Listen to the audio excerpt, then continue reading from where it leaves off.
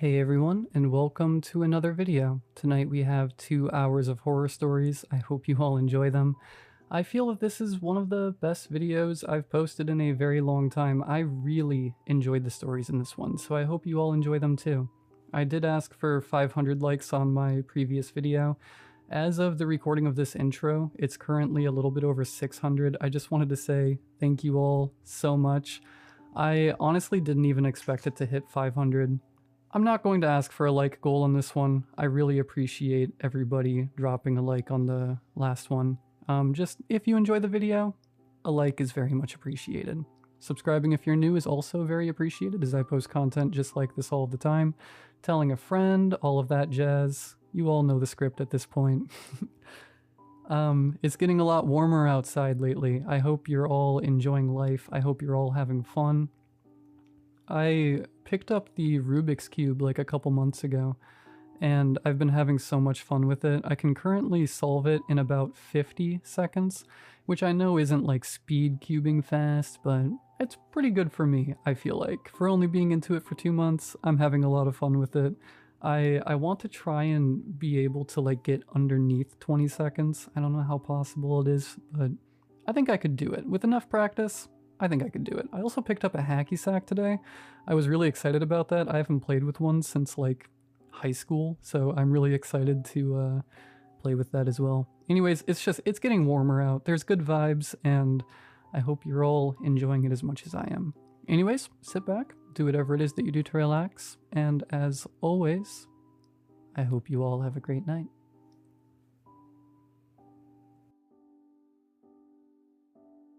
He's dead, I thought, finally realizing, stood over his body. What am I going to do? And truth was, I had no idea. Murder was a serious charge. I'd watched those true crime documentaries. I knew how this worked. The killer always gets caught no matter what. God, I'm a killer. I looked around. We were in a small clearing in the woods east from my house, woods that nobody ever went into, which was partly why we did. It was so that we could do whatever we wanted. You know, stupid challenges, games, that sort of thing. Stuff for laughs. But I wasn't laughing, and Josh certainly wasn't either. I looked back down at his body. It was awful. His clothes were torn and tattered, and his face was split open in an awful way, down the left side of his head. You'd have to squint hard if you even wanted to lie to yourself that it looked anything remotely human. I felt another pang of adrenaline. I need to be smart. I need to make this go away. I have to. I moved over to my left. There was a ditch here, about 2 meters deep. Shallow on one side but rocky on the other. I looked back behind me towards Josh's bike and started to piece a story together. Maybe, I thought. Maybe he was riding his bike down here. He got distracted by something. Maybe he went into these sharp rocks. Along the shallow side of the ditch, there was a bit where the rim turned upwards, like a ramp. Okay, he went along here, this ramp, got distracted, hit the rocks. It was the only thing I could think of. Maybe the sharp rocks slit his face like that. It might be a little far-fetched, but it was the best I could think of. I took a deep breath and lifted Josh. He was heavier than I thought, and I almost slipped in the wet dirt as I hoisted him over my shoulder and carefully placed him in the ditch. I tried to make it look like he was crawling away. He probably wouldn't have died straight away. Satisfied with the placement of him, I turned my attention to the bike. It was still pristine, as me and him had just stopped and leant them against a tree earlier on. That's not going to work, I thought. It needs to be bashed up more. I grabbed his bike and slowly rolled it down the mud in the path it would have gone, and then lifted it up and threw it across the ditch into the rocks. I picked it back up and did it again. That looks alright. I didn't pick it back up afterwards. It was already in a good spot and probably would be more authentic if I didn't pose it. The last thing I did was take my jacket off, and with the blood all on it, hoisted it under my arm, put it on the seat of my bike, and, after taking one last look back, rode back home. I left Josh there, and with him, a little bit of myself as well. I unlocked the front door of my house and hurried inside. I ran up to my room immediately and hid the coat under my bed. I'll figure out what to do with it later. I dulled my brain with a shooter game, barely paying attention. The rain outside was a small mercy. Maybe it would wash some evidence away. My mom was coming back from work by now, and so I was now trying to act in higher spirits so nothing seemed too off. I guess I probably had up until this evening before the police would be called. Josh usually lingered in town for a few hours after we hung out, and so it wasn't unusual for him to be home late, but he wouldn't come home today. I heard the key turn in the door. It made me jump. I got up and plastered a smile across my face and went to meet her at the front door. "Hello, Dan," she called from the hallway. "Hey, Mom," I said, lingering in the doorway, arms crossed. "Did you have fun with Josh today?" she said, back turned to me, hanging her coat up. Yeah, I did. Had to come home a bit early, though. He said he needed to do something."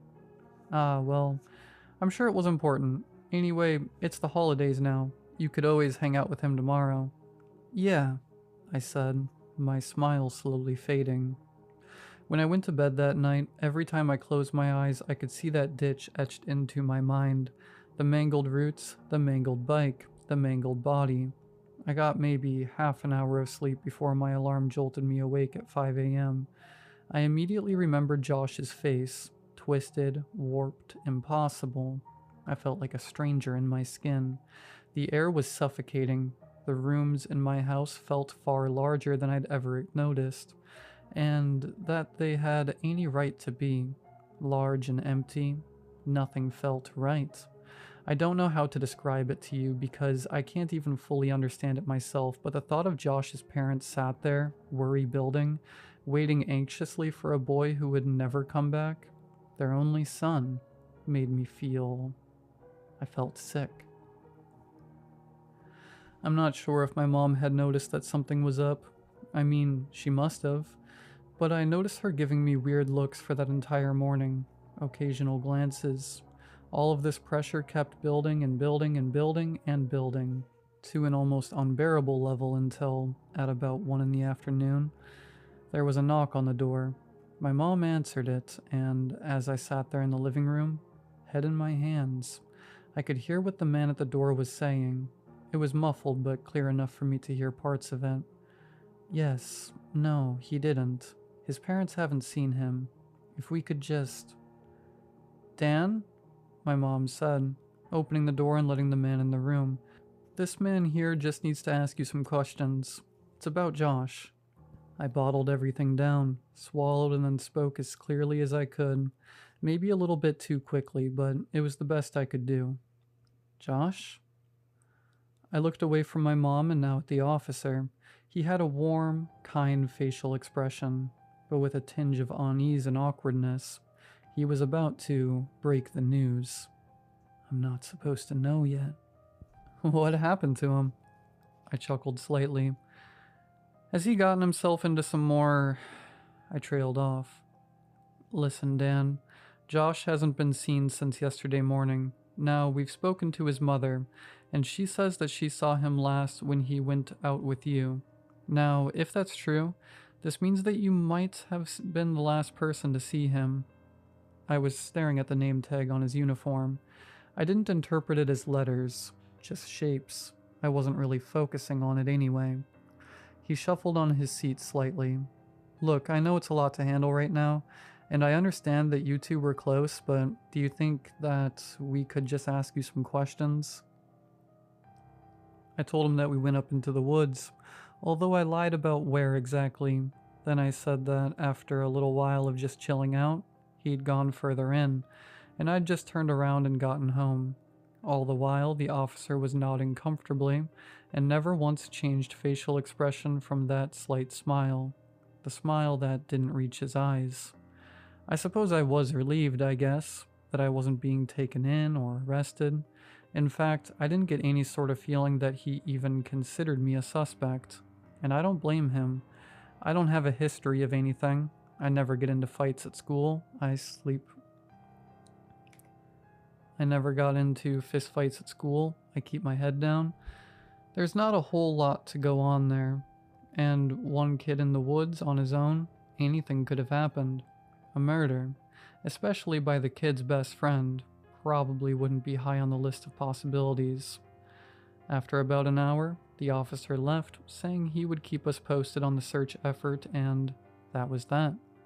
Apart from the odd missing person poster up around town, there wasn't really much reminding me of Josh. I'd stopped riding my bike, though. That, at least, was something that reminded me of that scene, but it was getting easier. I got rid of the jacket with all that blood on it, and although the officers came back to the house a few times, I stuck to the same story, and after a few days they stopped. I felt like I could finally start moving on, at least. And occasionally, I'd pass by the window of Josh's house on the way into town and see his mother sat, head in hands, and she'd give me that comfortable smile. The same one that didn't quite reach the eyes. And I'd return it, and deep down, I didn't know if it was worse. That I had done the crime in the first place, or the fact that I was brushing it off so easily. However, this brief comfort ended about a week after the day I'd killed him, because after I'd hidden his mangled body in a ditch and lied to everyone I knew, I got a knock at the door, and as I peered through the window to check who it was, my blood ran cold. Josh stood outside my front door, grinning. I just kind of stood there, like an idiot. It was him. Of course it was. It was Josh, and somehow his face looked fine. It looked normal. His face was all back in place, and his clothes looked fine. He'd noticed me by this point. He waved to grab my attention, and with that grin still on his face, eagerly pointed towards the door, mouthing, "Let me in." I didn't know exactly what to think, but I found myself unlocking the front door, and there he was. The person I'd left muddied and bloodied in the woods stood about a meter away from me, clean and healthy. He pushed past me without a word and walked in. "Hey, I thought we were going back out to the woods today." It took me a second to turn around and face him, to process what he just said. "Josh, you... Well, are we gonna go then?" He interrupted, still grinning, but with slight impatience. He pushed back past me into the garden before I even had a chance to say anything, and got on his bike that he had left leant against the front of my house. That clean, very much not battered bike. I rode next to him. It wasn't possible. It wasn't. I could still see his mangled face in my mind. It still haunted me, and now it was all too much. It was supposed to be final. I'd convinced him to avoid the woods. He'd protested, but I was adamant. I didn't want to go back there anytime soon, and I wasn't sure what I'd find there anyway. He was still smiling. It hadn't fallen once since he'd arrived at my house, and it wasn't getting any less unsettling. We were riding now into town. He said we'd go and pick up some food, then sit down somewhere and just hang. I looked back at him again. He slowed to a stop. "Look at that." I turned and faced the other way. He was pointing at one of those missing posters that his mother, only a few days ago, had plastered up on every pole or wall around town. "What about it?" My voice hollowed, managed at least to blurt that out coherently enough. "Well, I don't know. It's weird how everyone thought I was missing for a week, right? Even my mom. It's not like her to forget." I furrowed my brow. Seeing that missing person poster at least meant that I wasn't going crazy, but still, I had to be cuckoo somehow. I mean, she even called the police, if you can believe that. I grunted. "But it's okay," he continued. "I told her about what happened, and she phoned them saying it was all right." I noticed I was slowing down, so I caught back up to him. As we rode further up the road past his house, we both slowed as we approached the window. My eyes involuntarily drifted toward it. I looked, and, after Josh waving, we both saw his mother grinning and waving back, her head moving between two people. Two people. I stopped suddenly. He stopped too and looked at me in confusion. I tried to think about how to ask this. I didn't want to be too direct, but I still needed to know the truth. Listen, Josh. I looked at him. He nodded. What did you mean when you said your mom forgot? He started chuckling and seemed to relax a bit. Well, it's the funniest thing. He leaned in closer towards me. She somehow doesn't remember me driving up to the camping spot last Tuesday. Isn't that mad? I blurted in affirmation. Tuesday. That was the day after I killed him. I pressed further. Do you remember what happened last Monday? His grin stopped for a moment and then returned. Well, come on, of course I remember. You do too, right? In the woods? He chuckled and started riding again. I joined him, dumbfounded. I tried to push it to the back of my mind, as difficult as that was, and pretended everything was fine. We stopped off at the chip shop, picked some food up, and rode up to the park just as we would do often. It was really odd. It wasn't the fact he was back from the dead that freaked me out. It was the fact he was acting. He was like this normally, stupidly positive, and before, that was something that was good things were always fun with, but now it was creeping me out. And the fact he seemed to know what I did to him as well. Does he know I killed him? We sat and ate in silence. I couldn't think of anything to say, and he seemed to be perfectly content eating his chips, so I didn't feel a need to say anything. After a few minutes, he finally spoke. What have you been up to in the last week, then, while I was gone? He paused, smiling.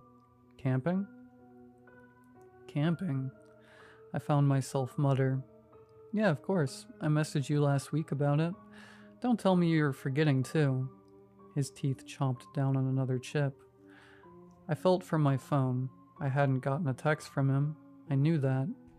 I had spent the first few days after I'd killed him constantly rereading our last conversation. I unlocked my phone.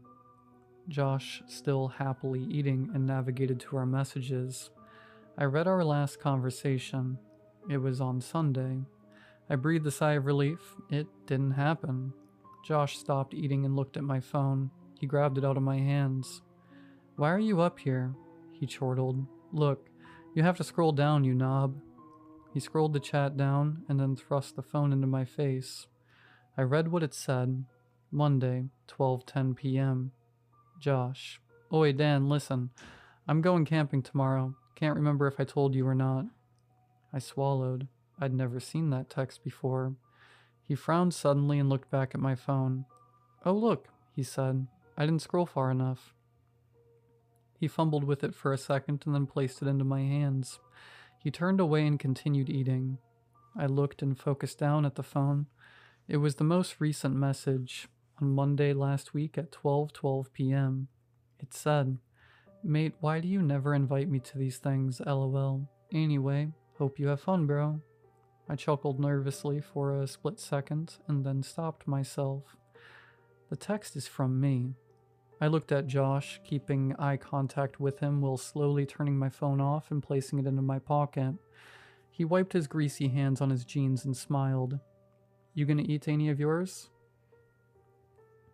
I hadn't even touched my portion. I looked around the park for a second. The only exit was in front of us, in front of the bench. I looked back at Josh. Yeah, listen. I sprang to my feet and got onto my bike. As I started pedaling, I shouted to him, You can finish them. I turned my attention back to what was in front of me. I knew where I needed to go. I could hear him calling my name, no doubt getting on his bike and chasing after me. But I knew what I needed to do and where I needed to go. But first of all, I had to lose him. As I left the park gates, I immediately turned left into an alley and then turned right. I continued straight ahead for a while. Before turning out back onto the main road, I was heading towards the woods. I slowly turned and looked around. I couldn't see him. I didn't know how close he was, but he didn't have line of sight to me, which was something. I gritted my teeth and entered into the woods. I still remember the route we went through that day. It wasn't a particularly difficult one, as it was mainly a straight line with a hard left turn, and the landmarks along the route were distinct enough for me to remember easily. And when I got there, my suspicions were confirmed. The body and the bike was still there, exactly as I left it. It was rotting now. I gagged and looked away. So what is the Josh I was just eating chips with? I didn't know what to do. I could point the body out to the police. That would work. An autopsy would say that the body was rotting for a week. That would prove that the Josh that was still alive was some kind of fake, but would they then realize that it was me? I didn't know what to do. I wanted to turn it in. Don't do that. I turned around. Josh was stood next to his bike, about maybe 10 meters away from me. He wasn't smiling anymore. How did you... What are you? I said, but he didn't answer. You're not going to tell the police anything, he said. I'll be back up here in a bit to sort all of this out. What are you? I repeated. You let me live my life, and I'll let you live yours. We won't talk about this again. His voice was sounding oddly deep and raspy. Remember, it's what you did. I'll see you soon. But before I could respond, he was already far away.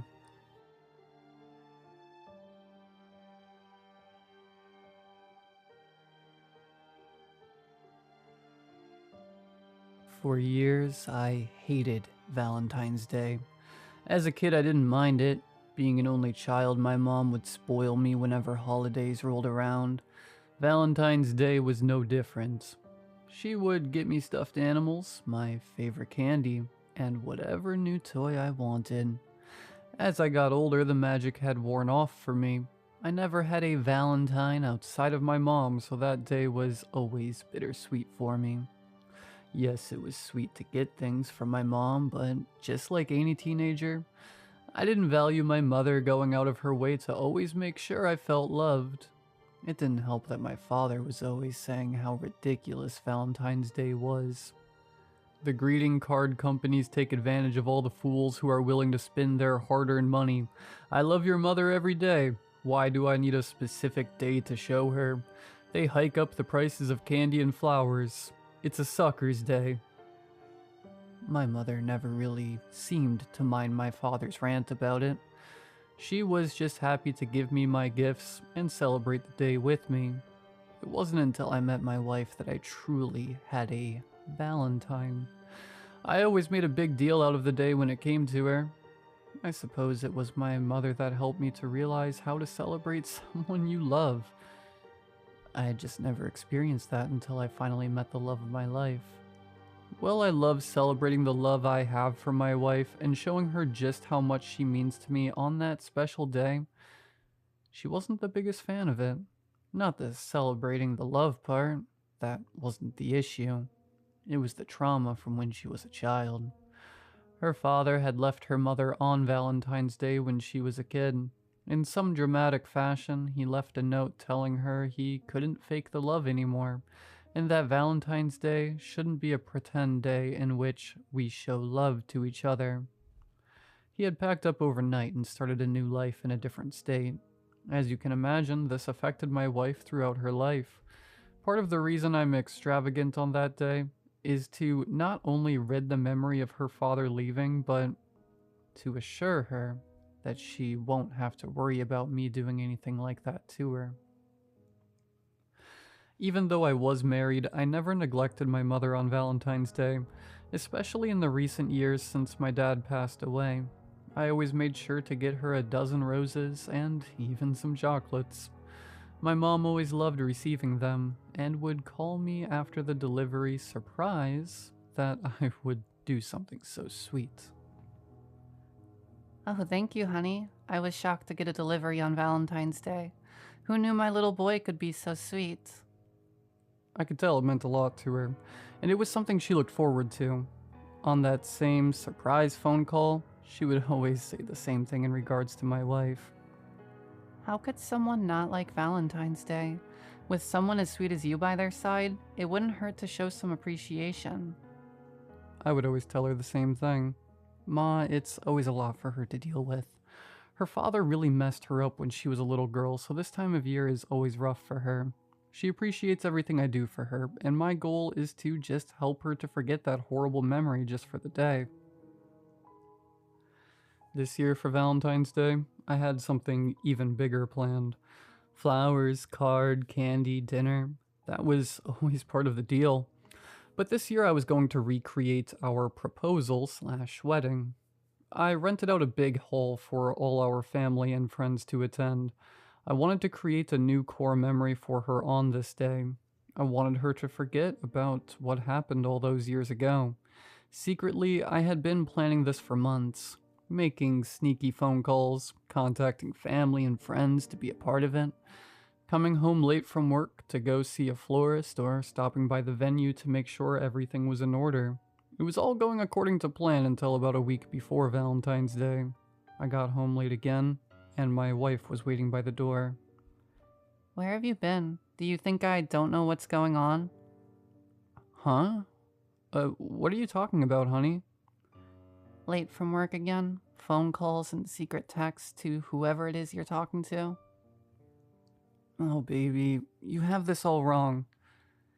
Save it. I'm not dumb. I won't have another man walk out of my life. I packed a bag and I'm going to stay with my mom. I don't want to ruin the surprise, but I also wanted her to know I wasn't doing anything wrong. Wait. I'll tell you what's been going on. No, you won't. I'm not listening. I need some space. I'm leaving. Honey, I swear this is all a misunderstanding. She wouldn't listen.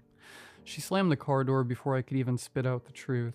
She had been at her mother's house for a few hours before she finally picked up my phone calls. I'm coming to your mom's now. I'm going to tell you what's been happening. I arrived at her mother's house and I spilled the beans. I explained to her exactly what I had been doing. She looked dejected. I can sense the guilt she felt. Instantly, she started to cry and apologize. I'm sorry. It's just... I know, honey, Can I ask you something? she said through crying eyes. Yes, of course, anything. Is it possible for you to cancel this? This day is just hard for me. I can only imagine the effort you put in, but I don't think this is a day I can ever be happy about. I just don't want to celebrate anymore. What could I do? Tell her no? That we have to go through with it no matter how miserable the day makes you feel? I could still get my money back, and nobody was traveling from far away, so I'm sure if I told them in time, it wouldn't be a big deal. I will cancel it, baby. I'll be here for you, whatever you need. We won't celebrate it anymore. I love you. Valentine's Day was here. My wife and I had been on great terms since that terrible misunderstanding, and as she wished, we weren't celebrating. We had dinner like we normally would, we laughed, we played some games, and we watched our show. It was nice to see her relaxed and feel no pressure about the day. These last few days, my focus was on her and making sure to keep her head clear, because that's what you do when you love someone. You're there for them and support them in their time of need. We had went to bed that night without even mentioning Valentine, and we were happy, and that's all that mattered to me. It was the middle of the night when my phone rang. The caller ID read, "Mom." "Hello?" I said with a tired voice. So that's it? No flowers, no candy? Do I mean nothing to you? I'd completely forgotten to set up my annual delivery of flowers and candy with everything that had been going on at home. What? I'm sorry, Mom. We've been going through a lot here. I literally just completely forgot. Oh, did you just forget? After all the years I raised you? After everything I've done? I have no one in my life, and now you just forget about me. It's all about your unappreciative wife now, huh? Mom, relax. I forgot. I'll make sure you get a delivery tomorrow. Screw you and screw your bitch of a wife. She hung up. I sat there in shock. My wife had woken me up and asked who I was on the phone with. I told her it was my mother and that I had forgotten to send her flowers and candy like I do every year. She was surprised that she called in the middle of the night, but reassured me that everything was going to be fine. This is my fault. You were doing this for me. I'll make sure your mom gets some flowers and candy tomorrow. I couldn't sleep for the rest of the night. I was shocked and pissed that my mother would speak to me that way. The way she spoke about my wife was like she was holding in hatred for her. I needed to talk to her today. I was going to call her when I got home from work. Imagine my surprise when I saw my mother's car in front of my house when I got home from work. I hesitantly walked inside. Hello? Hi, honey. Your mom is here. She dropped by some apology cookies. You gotta try them. They're delicious. My wife said with a smile and laugh as she walked in the kitchen to get the cookies. Hi, son. I truly am sorry for calling you in the middle of the night and speaking to you the way I did. You didn't deserve that. Mom, you don't know how much I needed to hear that. I am sorry I forgot. Things have been so crazy here. I can only imagine. That's when I heard a commotion in the kitchen. I ran to see what it was. My wife was on the floor, the tray of cookies all around her. I ran over to her. She was foaming at the mouth. What the... Baby, what happened? I dove to the floor trying to help her. Did she need CPR? Was she choking? The gurgling sounds would not stop coming from her. Mom, call an ambulance. Mom, right now, call an ambulance. I don't know what's wrong. Mom? That's when I felt a hand on my shoulder. My mother knelt down next to me and whispered in my ear. I am your forever Valentine.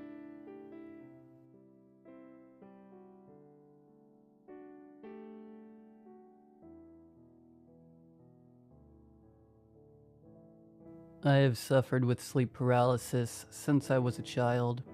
Through all of my years of dealing with this, I have had some truly horrific experiences.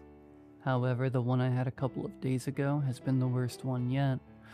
I woke up not feeling the greatest. I was up a few hours, and after not feeling much better, I decided to lay back down and try to nap it off. I was turned on my side, facing away from our bedroom door on the far side of mine and my husband's king-sized bed. I felt my body relax, and I fell asleep rather quickly.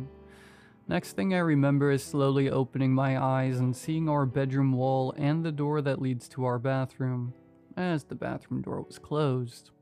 I then tried to move and couldn't.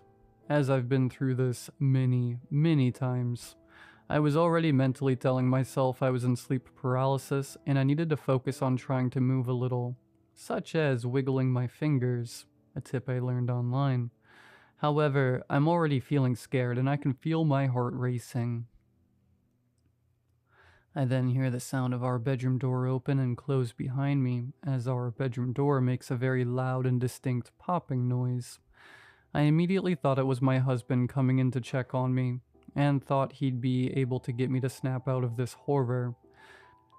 That thought quickly vanished as I heard heavy stomping running around the bed until they stopped directly in front of me, and I see a very large and tall black figure standing in front of our bathroom door. This is the same figure I encounter in almost all of my sleep paralysis experiences. I can never make out any features. Before I can register any other thoughts, the large figure lunges at me. I feel the heavy weight of this thing on my body, and it feels like it's crushing me, especially in my ribs. As previously mentioned, I'm still laid on my side with both of my arms pulled up, and my hands are tucked under my pillow. By now, I've closed my eyes, and I'm trying so desperately to move. That's when I felt teeth burying into my ribs. I don't know how to truly describe the awful feeling. It's an intense feeling of pressure, pain, and almost a tickling sensation, and it's one of the worst things I've ever felt. At this point, I'm trying to thrash away and trying to scream, but I'm still completely paralyzed, and I feel like I have no air left in me, and I never am able to make a sound. I can literally feel this thing's mouth opening and closing in different spots along the side of my ribs. At this point, I'm mentally screaming and pleading to snap out of it. Next thing I know, I'm straight up in bed. My heart is racing. I'm broke out in a cold sweat and I can still feel tingles in my ribs on my left side. After my eyes dart around the room and I find it to be completely empty, I lift up my shirt to inspect my side. The skin is not broken, but the whole left side of my rib cage is bright red. I've done a good amount of research on sleep paralysis and I understand the scientific explanation for it, but waking up with physical marks from these experiences is brand new to me. I have a ton of anxiety when it's bedtime ever since this experience. I have truly come to understand no sleep.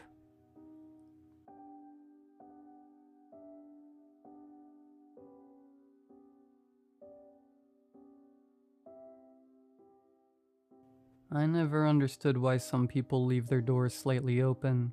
Maybe it's carelessness. Maybe it's some weird kind of trust in the world. Or maybe, just maybe, it's a trap. I work as a bike courier in a big city. I mostly deliver food, but sometimes it's small packages or documents. Usually it's simple. Show up, knock, hand over the package, leave. But last week I got an order that still keeps me up at night. It was late, almost 10 p.m. when the app sent me to an older apartment complex. The building was run down, graffiti on the walls, flickering hallway lights. I climbed the stairs to apartment 4B, where I was supposed to deliver the package. The door was already open. Not fully, just a crack. Just enough to see that the light was on inside.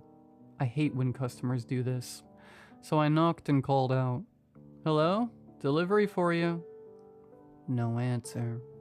I called out again, louder this time. Nothing. I thought about just leaving, but then I noticed something strange. Right next to the door, on the floor, was a pair of shoes, perfectly aligned as if someone had placed them with a ruler and a spirit level. I don't know why, but that unsettled me more than the open door. A weird feeling crept into my stomach. I should have just left, but instead I stepped closer and knocked again, this time directly on the door. It slowly swung open. The apartment was unsettlingly sterile. No decorations, no personal belongings. The furniture was old and worn, but everything was perfectly arranged. The walls were bare, no pictures, no shelves, and directly across from the door in the hallway stood a camera on a tripod. The lens was pointed at me. I felt my neck tense up. "Hello?" My voice sounded too loud, too foreign. Nothing. I thought about just setting the package down and getting the hell out of there. Then I heard it, a faint scraping sound from somewhere inside the apartment. Someone was in there. My instincts screamed at me to leave, but my feet didn't move. I strained to listen. The sound came from the bedroom, and then I noticed something even more disturbing. The apartment didn't smell like anything. No perfume, no food, no human scent. Just sterile, empty air. The scraping got louder. I took a step back, my eyes darting around the room, and that's when I saw it. The bathroom door was slightly ajar. Through the tiny gap, I could see an eye. Someone was standing there completely still, watching me. My breath caught in my throat. Then, a sharp creak behind me. I spun around.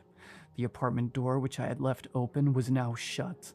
I didn't think. I grabbed the handle, yanked it open, and ran. I bolted down the stairs, heart pounding, head spinning. I didn't stop until I was on my bike, pedaling away as fast as I could. Only when I was a few blocks away did I dare to look back. In the window of apartment B, a figure stood motionless, staring down at me. I never reported it to the police. I wouldn't even know what to say. But ever since that night, I feel like someone's watching me. Always.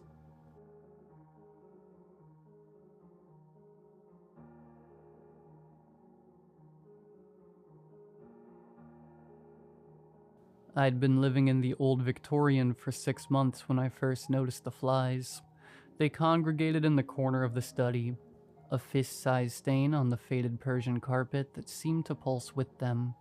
No matter how many times I sprayed insecticide or laid traps, they returned, droning, persistent, their bodies glinting like obsidian beads in the sunlight. The previous owner had warned me the house had quirks, but this felt deliberate, as though the stain was so delicious to them that they couldn't help but gather there. One sweltering July afternoon, I snapped. Screw it, I'll just replace it. I mumbled as I tore the carpet up with a crowbar. Sweat dripped down my neck as I removed the culprit section of the carpet. Beneath the moth-eaten fabric was a patch of warped hardwood covered in maggots. Its edges blackened as if scorched. What the... I said to myself in disgust. A single floorboard sat slightly raised like a crooked tooth. I pried it loose with the crowbar, half expecting to find human remains underneath, but instead there, in the hollow beneath, lay a book. It wasn't like the gothic grimoires from movies. This was small, kind of like those pocket Bibles you find in hotel rooms. It was bound in cracked suede, the color of dried blood, and its pages were yellowed and brittle. The symbols inside weren't Latin. They squirmed, shifting under my gaze like centipedes. Yet somehow I understood them. A chant whispered in my mind, sweet and coaxing. Speak me, and I'll make the flies go away. I laughed, a nervous, breathy sound. What harm could it do? That night, with a bottle of bourbon as my courage, I knelt over the floorboard hollow and recited the words aloud. The air turned syrupy, smelling of wet soil and rotting fruit. Then came the voice, smooth as oil, amused. Ah, a pragmatist. The man who materialized before me was ordinary, mid-30s, unshaven, dressed in a rumpled linen shirt and slacks.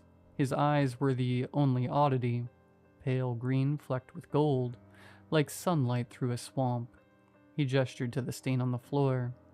Flies, right? Nasty business. Let's fix that. A snap of his fingers and the insects crumpled to ash. What are you? I stammered. A problem solver, he said, grinning. Call me Baz. And you, my friend, just earned yourself a favor. Over the next week, Baz became a fixture. He fixed the leaking roof, unclogged the septic tank, even brewed a mean cup of coffee. He joked about modern life, lamented the paperwork of his job, and never once mentioned demons or souls. To be honest, I actually kind of enjoyed his company, but after a few more days, I grew suspicious of his helpfulness, eventually driving me to ask what he wanted in return. Seriously though, Baz, why are you doing all of this? He waved me off. Consider it a housewarming gift, but if you're feeling generous, a little signature wouldn't hurt. He produced a simple receipt, no different from one you'd get from a convenience store. You see, I'm somewhat of a handyman, and all I need is a signature right here at the bottom. Standard stuff, acknowledgement of services rendered. I should have read it, but the flies were gone. The house was warm, finally mine. I scribbled my name. The moment the ink dried, Baz's skin split. His body erupted into a mass of writhing maggots, eyes boiling into pus-yellow orbs. Wings, translucent, veined, sprouted from his back, buzzing with the sound of 1,000 flies. The voice that emerged was a chorus of screams. Souls are so much sweeter when given, not taken. Beelzebub crooned, a clawed hand pressing over my chest. Coldness spread, my breath frosting in the air. Don't look so grim. You'll live a long, happy life until I come to collect. The flies flickered and he vanished, leaving the stench of sulfur. I tried to burn the grimoire. It wouldn't catch fire. Now, when I wake up at 3 a.m., I hear him laughing in the walls, a sound like broken glass and wings. The flies are back too, but now they follow me around. It's been 2 years since the last time I saw Baz, and I pray it was all just a bad dream. But just as I start to drift off to sleep, I hear a buzzing next to my ear. I hate flies.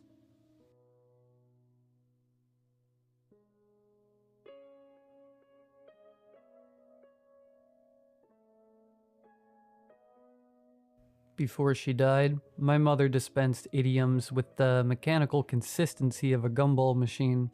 She offered them like pieces of stale wisdom. Their minimal flavor quickly faded. Even so, I found myself savoring them. I didn't want to relinquish the last sentiments she had given to me. Washpots never boil, Mary. 2 birds, 1 stone. Honey catches more flies than vinegar. At first, it was easy to pretend that the idioms were relevant to our conversations, but as she lost lucidity, they melded together and became unintelligible. Throw the baby out with the gift horse. It's time to bury the elephant in the room, Mary.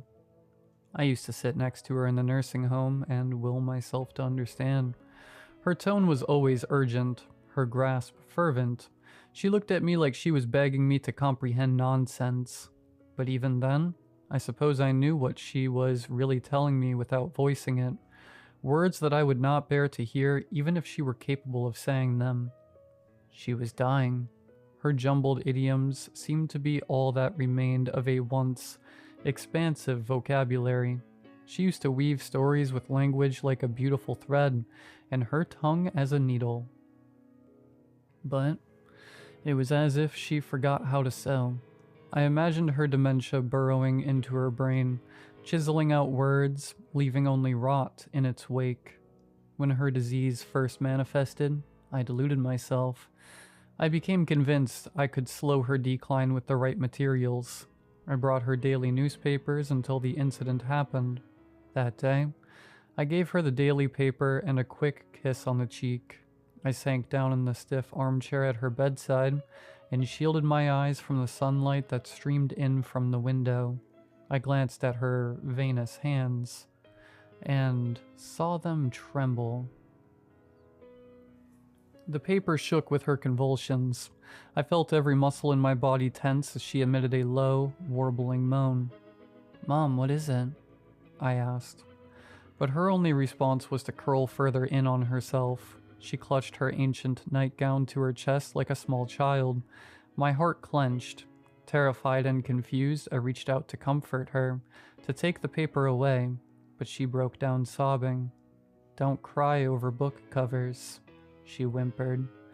When I finally wrestled the tear-sodden paper away from her, I read the headline: Jerkins twins suspected to be 6th and 7th victims of backwoods butcher. After that, I only brought Debbie McComber novels, but the damage was done. She stopped reading not long after the newspaper incident. I watched the seasons change from her room's window. As the trees shed their leaves, resplendent shades of crisp golds and browns were carried away by the wind. As far as the eye could see, the tree skeleton's limbs were left to brace the cold. Without their armor, they looked defenseless and alone. My mother lost herself in much the same way. Day by day, the color bled from her life, her essence shed from her skin like so many dead leaves. In its absence, she was carved bare, until only a dull, unrecognizable hole remained. I tried to search her face for any semblance of selfhood, but her skeleton leered as if mortality were staking its claim. Flesh clung to her jaw and hung in jowls like the last vestiges of life clung to her frame. She was my mother, and she was death incarnate. I found that I could not look at her for long. I stared hard at the floor, my hands, the door, anywhere but the unfamiliar gaze from the sockets sunken in my mother's face. When she sensed that my gaze had shamefully slid away, she sometimes snarled at me. Watched pots never boil. Her frail fingers would dig into my wrist and leave imprints in my skin. I could feel her urging me to look at her, to see her diseased eyes and wispy hair and pallor skin. This is my confession, so I can admit it was hard to visit her in the end. I found excuses to leave as early as I could, or better yet, to never come. I hated the twisted, repetitive idioms that she upheaved like a sickness. I hated the bleached smell of the nursing home. Most of all, I hated sitting next to her as an unseen but pernicious force took more and more of her away. I knew she was dying. For months, I could see it etched in her face and hear it in the absence of things she couldn't say. But then why was I left so bereft when death came like a thief in the night? I should have been relieved for her suffering to end, but all I could hear were the last words she said as they bounced around in my head.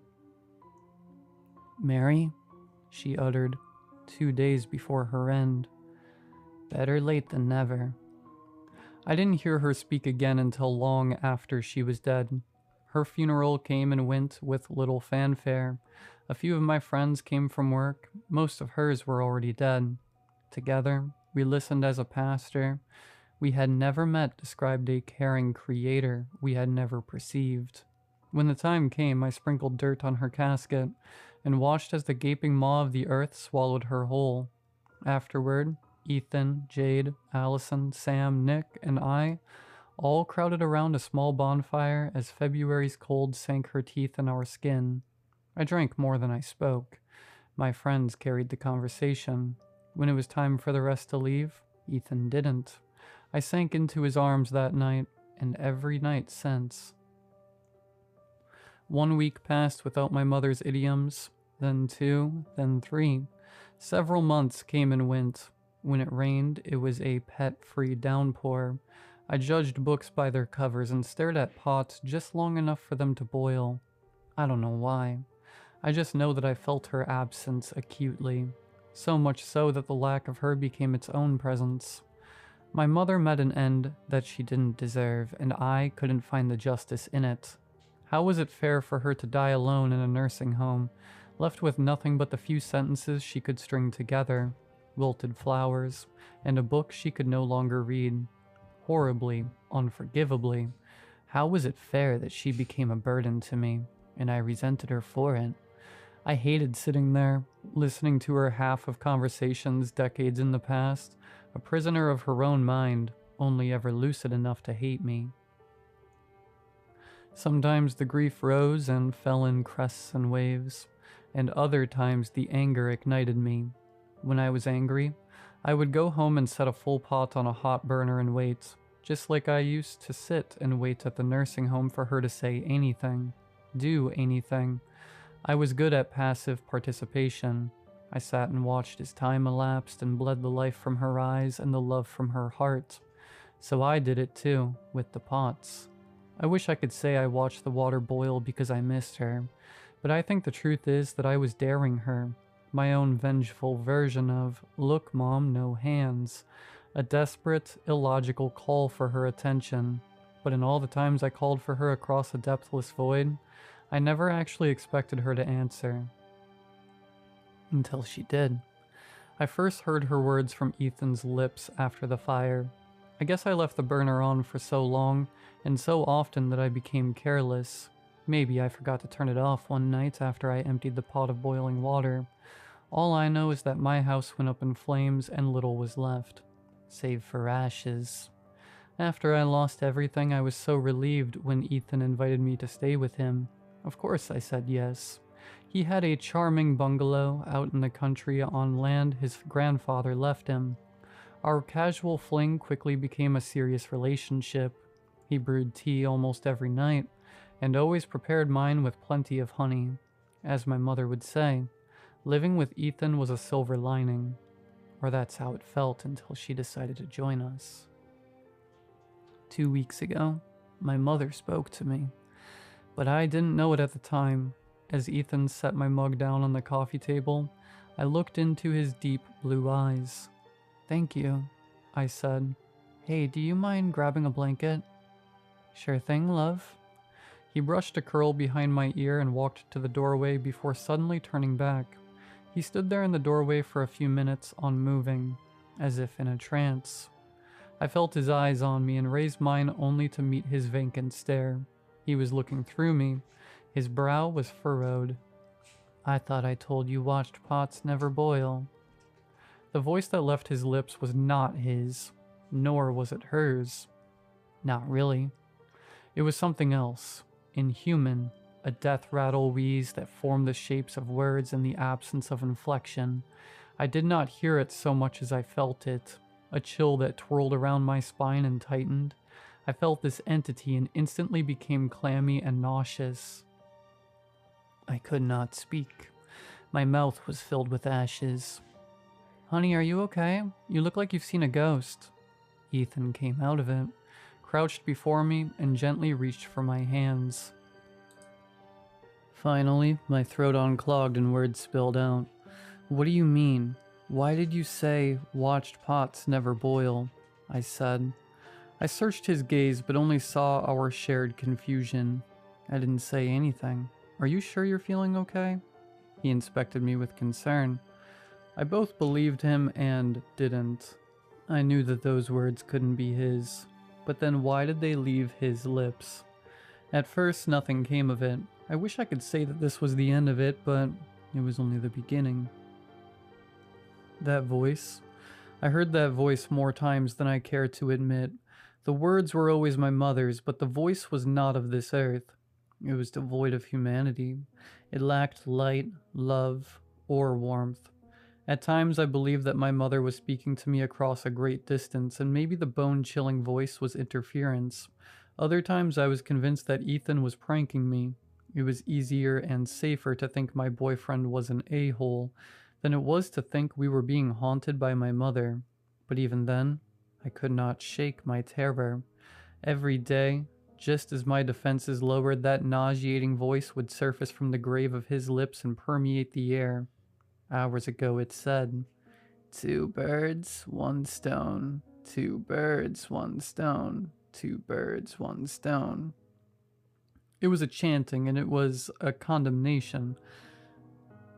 I could not hear the anger, but I could feel it, suffusing the words and contaminating our home. "Ethan, what is going on with you?" I pushed him in the chest and was shocked as his head cracked back against the wall. It was like his body went lax. Like his form was hollow and the voice was an abscess. "Let her off the hook." The words were carried by a rapid hiss from between his cracked lips. I shuddered as the temperature plummeted. "Who?" I choked out. I could feel the shift as Ethan returned to his senses. He rubbed his head. "Mary, what happened? Why are you looking at me like that?" "Ethan, I can't. This isn't funny. You need to stop," I pleaded. "Mary, I don't know what you're talking about. My head is pounding. I'm going to lay down for a minute, okay?" Flabbergasted, I watched as he walked away and shook off the urge to beg him to stay with me. I needed to get to the bottom of the voice. If my boyfriend had a crappy sense of humor, then okay, but we would talk about it like adults. Things had gone too far, so I went in search of Tylenol for his headache. Like my mother always said, you catch more flies with honey than vinegar. I searched high and low in cabinets and drawers and turned up empty. It seemed like I found everything but Tylenol. I was almost ready to give up, but then I remembered his guest bathroom cabinet. I felt around inside a drawer when my fingers brushed against two thin metal chains. I pulled them out and held them up to the light. They were curious things. Two thin strands, each with a single bird charm dangling. They looked familiar in a way I couldn't place. Did Ethan have family stay in this room? His mom or sisters? As I studied them, my heart began to race. Two birds, one stone. Surely that was a coincidence. I wanted to put them back in the drawer, close it, and forget about it. But even as I thought it, I felt a compulsion to keep them. Some unknown instinct was nudging me almost imperceptibly. The necklaces looked so innocent. They reminded me of high school graduation gifts. I didn't believe they were particularly expensive, but I could tell they were treasured. The birds were smudged with blurred fingerprints, as if they had been rubbed continuously. With sudden clarity, I knew where I had seen them before. Of almost its own volition, I felt my hand reach for my phone in my pocket. I pulled it out, unlocked it, and stared at the home screen unblinking. I typed into the Google bar, Jenkins twins disappeared. My heart sank. The girls were gone, but their necklaces were still there. It couldn't be, could it? The necklaces were a perfect match to the ones the girls wore in the article's picture.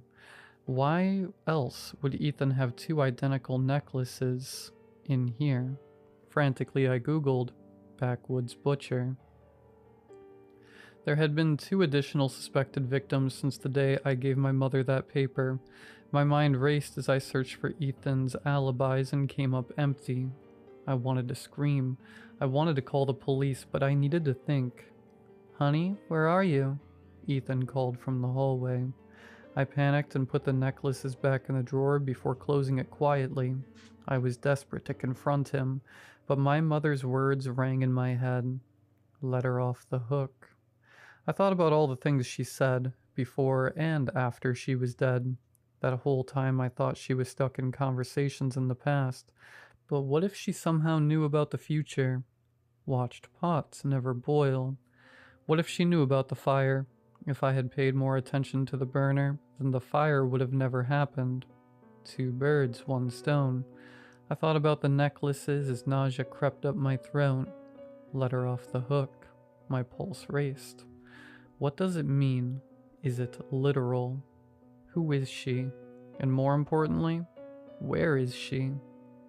Should I follow him to find out?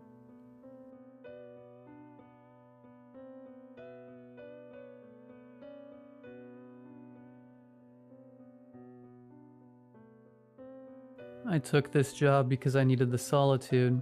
The fire lookout tower, perched high above the endless Montana wilderness, promised exactly that. A single-room cabin atop a skeletal frame of timber, swaying slightly in the wind, offering an unmatched view of the valleys below. It was beautiful in the daylight. At night, though, it was something else entirely. The first few days were uneventful. I settled into a routine, morning coffee on the deck, scanning the horizon for smoke, logging my observations. I read books, listened to the radio, and let the quiet sink into my bones. It was peaceful in a way I hadn't felt in years. The isolation wasn't just welcomed, it was necessary. By the 3rd night, I had grown used to the sounds of the forest, the rustling of trees, the distant hoot of an owl, the wind rattling the old frame of the tower. So when I first heard the tapping, I barely noticed it. Just the wind, I told myself. Maybe a bird pecking at the glass. Then came the whispers. They were faint at first, more like the suggestion of words than actual speech. I told myself it was my imagination, the wind flittering through the trees in just the right way. But as the night wore on, they grew more distinct, though I still couldn't make out what they were saying. On the 5th night, I finally saw it. I was writing in my logbook when I noticed a shape outside the window. At first it looked like a branch swaying, but then I saw the eyes. 2 pinpricks of reflected moonlight staring right at me. My stomach dropped. It was a face. And it was upside down. I froze. The lookout tower was nearly 60 feet off the ground. There was nothing to hang from, no way for anything to be up there. But there it was, peering in at me, mouth slightly open, its breath fogging the glass. I didn't move, didn't breathe. I wanted to believe it was a trick of the light, but the thing blinked. I scrambled back, knocking over my chair. The figure lingered, head tilting in an unnatural jerky motion. Then, without a sound, it dropped out of sight. The next morning, I found footprints in the dirt below the tower. They weren't human, they weren't even animal. They were elongated, twisted, like a person had been walking on all fours, but their limbs bent the wrong way. I called it in, but what was I supposed to say? That I saw something impossible? The dispatcher humored me, told me to log it, and suggested I might be tired. That night, I locked the door. I kept the lantern burning, even though it made shadows dance in the corners. Hours passed and nothing happened. Just the wind, the creak of the old wood, my own heartbeat in my ears. I almost convinced myself I had imagined the whole thing. Then, just past midnight, the whisper started again, closer this time. I clenched my teeth, refusing to acknowledge them, but then came the tapping. Not on the window this time, on the trap door beneath my feet. The only way up the tower was the staircase. The trap door was the last barrier between me and whatever was outside. The tapping turned to scratching, a slow, deliberate scraping of nails against wood. Then, the voice came, not a whisper anymore, a ragged, breathy mimicry of my own voice. Let me in. I squeezed my eyes shut, pressing my back against the far wall. The scratching stopped, silence pressed against me like a physical weight. Then, a single soft tap against the window behind me. I didn't turn around. I don't know how long I stood there frozen. When I finally did turn, morning light was creeping over the horizon. The window was empty. The forest was still. But I wasn't alone, because outside on the ground far below I saw them, dozens of figures standing among the trees staring up at me, and every single one of them was upside down. Then they moved, not like people walking, like puppets yanked by invisible strings. Their heads lolled, arms jerked unnaturally, but they were getting close, creeping toward the base of the tower. Then came the sound, deep, resonant, like wood groaning under immense pressure. The tower shuddered. Something was pushing against it. I could feel it swaying as the wood seemed to crack violently at every joint. It doesn't make sense why I did it, but I left. My feet were moving for the door while my brain screamed at me to stop them. It was as if I was stuck on autopilot, a helpless passenger watching the plane taking a nosedive to the ground. I grabbed my flashlight and wrenched the trapdoor open, descending the stairs 2 at a time. The moment my foot hit the forest floor, the things let out the most awful blood-curdling screams. I ran.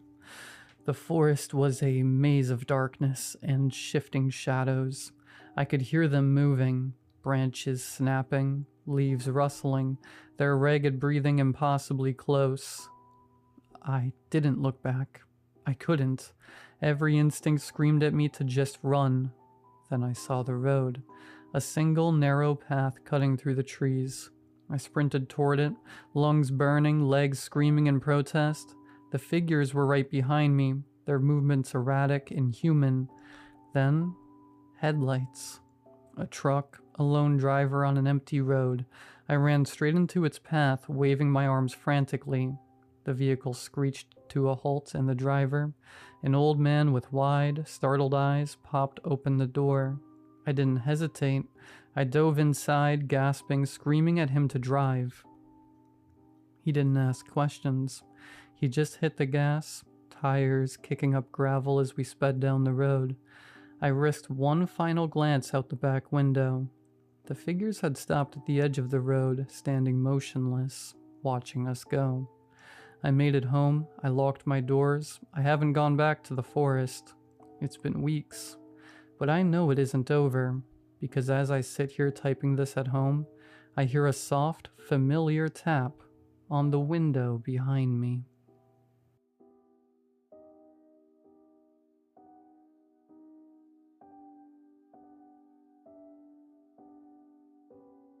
I've been told that writing these events out might help me move on, but what finally prompted me to write this was a realization that the right person, the right horribly unlucky person will read this, and it will save them. In that sense, I now feel obligated to get this out there. I'll give you all some quick background. I'm from Colorado. Currently I'm working for a fintech startup. It's just another one hoping to get bought out by one of the big banks like Schwab or whatever. But it's good resume building, and I like my team. I was still in college majoring in comp sci at the time of this story. You'll have to check my page to see my gripe about getting ribbed by engineering majors and being surrounded by Adderall junkies. Anyway, I just completed my 5th semester, and it was winter break. I'm a big skier. Shocking, I know, but I wasn't exactly loaded either. My friend Reggie and I wanted to go on a skiing trip before graduating, so we did a lot of research. We got a great deal on this cabin near our favorite slopes, but we couldn't afford it ourselves, so we had to accept that a couple of random guys would also be staying there. We worked everything out, and the cabin owner contacted our new roommates. We texted back and forth and on the phone. We liked them both for the most part. Their names were Preston and John, and they were both out of state. I enjoyed talking to them about their love of skiing and how this was all they could afford after a flight.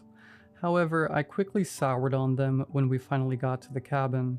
They were both the sort of Colorado tourists who wouldn't stop saying stuff like bagging a 14er, colorful Colorado, POW day, and more than once Preston referenced that stupid Lucifer statue.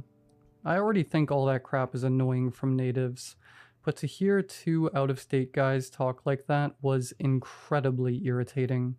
I also quickly remarked on their rude behavior. John was alright, but just wasn't well-mannered. But Preston especially seemed to have no filter for judgmental thoughts or complaints. As we were moving in, I kept hearing things like, "Bro, walk a little faster, it's not that hard," and "You're not gonna wear that deodorant this whole time, right?" I'm a lot more moderate than I should be most of the time, but still, after Preston said, "Hey, we're gonna smoke while we're here, and you two are just gonna have to be cool with that," Reggie and I lost our cool on him. His friend John wasn't much help. I don't think it was because he was avoiding conflict. I think he just knew we were right.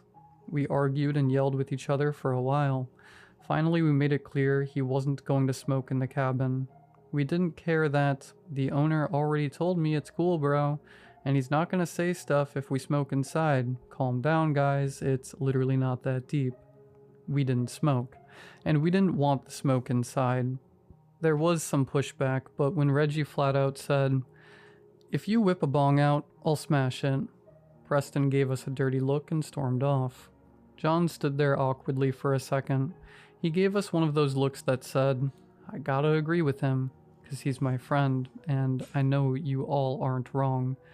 And then he walked off after Preston. The rest of the night was uneventful. Preston sulked in his room for a long time and loudly whined about us to his girlfriend on the phone, but John came down and pitched into the pizza order we were making. There's a great place up there we used to love to order from called Pin Dai Lumaca. Although, I'm not sure it's even still there. It could be gone, or maybe they knew too. Maybe they knew how to survive and just didn't bother warning anyone. Perhaps they're still there slinging 4-cheese pizzas, pretending nothing ever happened. Preston finally came down after the food was delivered. It got a kick out of John seeing the guy bring us our order on a snowmobile. It was a quiet and strained meal, but we all ended up chatting there. I still wasn't a fan of them at all, and Preston still couldn't quit saying all that tourist crap. He talked about loving the mile-high city, or something cliche like that, and I enjoyed hearing a little about their lives in Oregon, and about a couple of their skiing wipeout stories. Still, it was clear that we were talking just to keep the peace for the remainder of the stay. They didn't like us at all either. After dinner, Reggie and I put on one of those terrible Resident Evil movies we loved. One of the animated ones, and got our equipment ready in the living room. Preston and John had already returned to their rooms at that point, but I couldn't hear Preston complaining to his girlfriend anymore. I remember he came downstairs for water at some point. He stopped at the stairs and, mostly mumbling, he said, "Hey, there's literally no reason not to smoke in here, but I'm not gonna press it. I probably shouldn't have snapped or whatever. Good night." I appreciated the sentiment, but he still was an a-hole. We just brushed it off and got back to work. Finally, I went to bed and tried calling my mom before heading to bed. No reception at all. I know we were on a mountain, but still, it was weird. I asked Reggie, and he said he wasn't getting any service either. Again, odd, but not anything to worry about yet. I just went to bed, hoping the service would return in the morning. I woke up the following day and nothing around me was unusual at first glance. It was notably colder than last night. The heat was still on, but it was at least 5 degrees colder. I got out of bed to put my socks on, but I noticed it was still dark outside. I looked at my alarm clock. It said it was still early, but the sun was definitely up at this point. When my phone confirmed the time, I moved the curtains to the side to check. I tried to look out my window, but I was met with a wall of snow. I touched the window with my fingertips. It was completely frozen. I didn't know what to make of it. I was calm, we had some food, and the electricity was still on, so it wasn't immediately dangerous. But still, my bedroom was on the second floor. We'd been snowed up to the second floor at least.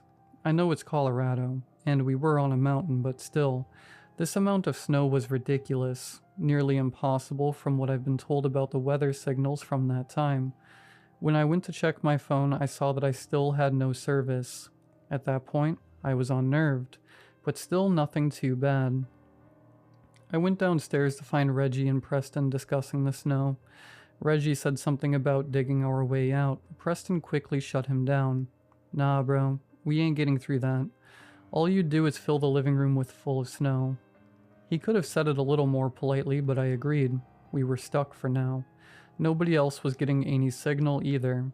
I asked where John was. Preston started to say something. Oh, I mean, he's probably just sleeping in. He stayed up late too. Preston's eyes were caught by something beside the door. I followed his gaze, but I saw nothing. What's wrong? John went out to smoke last night. After we all headed to bed, he told me he was going to try some of his gear on and light up in the yard. Did you ever hear him come back? No, dude. I didn't go because I was already sleeping. He woke me up to ask, and then I passed back out. His boots aren't there anymore. We went upstairs and knocked on his room before finding no one there. Preston checked the basement and I checked the attic. Nothing.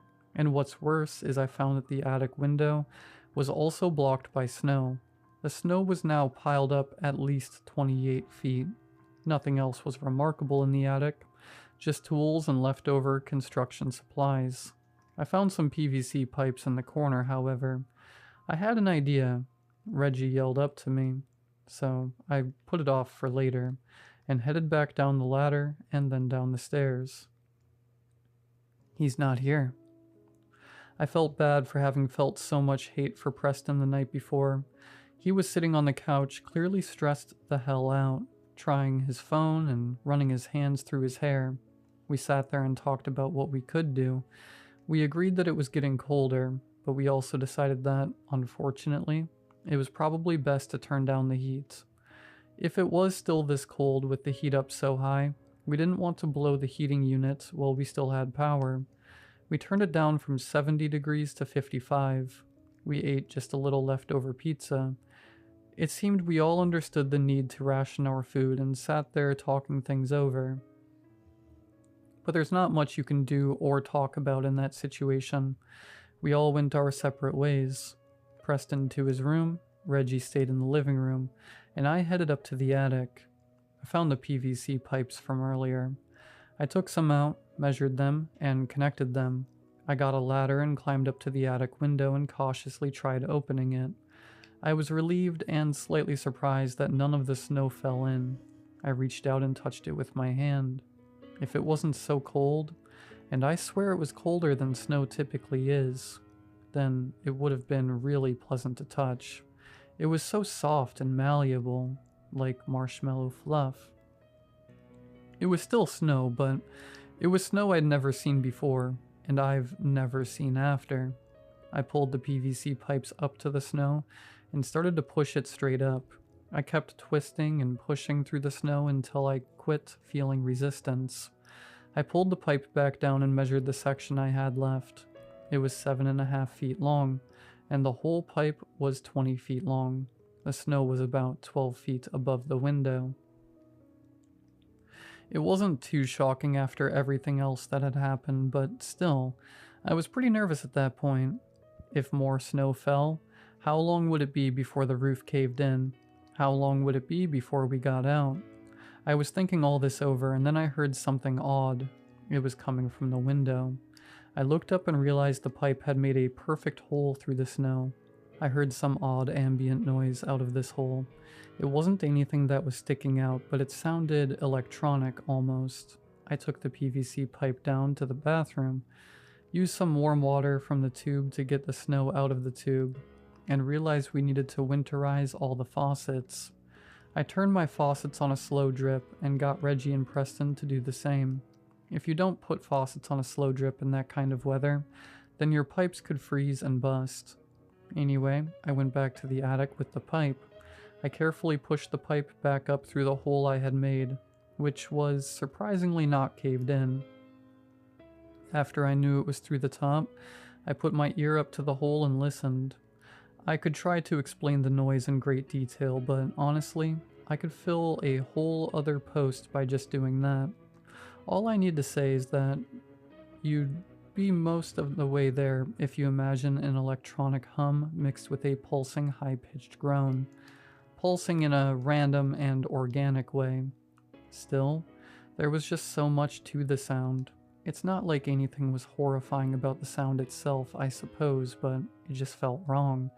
I felt unnerved, as if it were the wrong place. Or perhaps I was in the wrong place. I took the pipe back up and closed the window. I sat up there for a long time, thinking, trying my phone, and considering everything that could happen. I remember trying to come to terms with the reality that, given all the information I had at that time, I might starve to death or be crushed by the house caving in there. I thought about my family, how much I hadn't said to them, and about how much I hadn't accomplished.